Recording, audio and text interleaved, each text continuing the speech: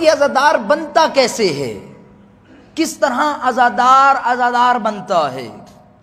یہ معرفت کی بنا پہ عزادار کو عزاداری والا اور یہ رتبہ اور نام ملتا ہے۔ فرماتے ہیں حضرت آدم کو جب اہل بیت سے محبت ہوئی اور اہل بیت کی معرفت ہوئی تو اللہ نے آدم کو نجی اللہ بنایا۔ جب عبد الغفار کو اہل بیت کی معرفت ہوئی تو نوح نبی اللہ بنایا۔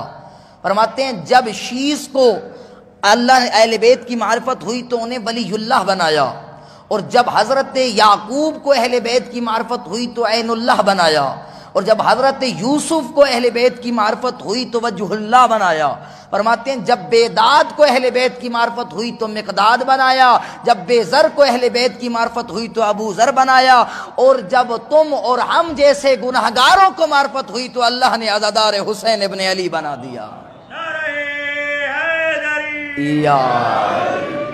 اور یہی محبت اور مودت کی بدولت ہی جب بھی جیسے ہی محرم کا چاند نظر آتا ہے، عزادار گھر میں فرش عزا نہیں بچھاتا، گھر میں آ کے نہیں بیٹھتا، بلکہ وہاں جاتا ہے جہاں حسین کی اجڑی اماں بھی آئی ہوتی ہے۔ اور فرماتے ہیں عزادار جب کسی عزاداری والے مقام پہ آ کے بیٹھتا ہے، امام صادق فرماتے ہیں تسبیح ہمہ لنا عبادہ، فرماتے ہیں اس کا سانس لینا بھی تسبیح کا درجہ رکھتا ہے۔ جب بھی عزاداری کے مقام پہ آ کے بیٹھتا ہے اس کا سانس لینا بھی عبادت ہے۔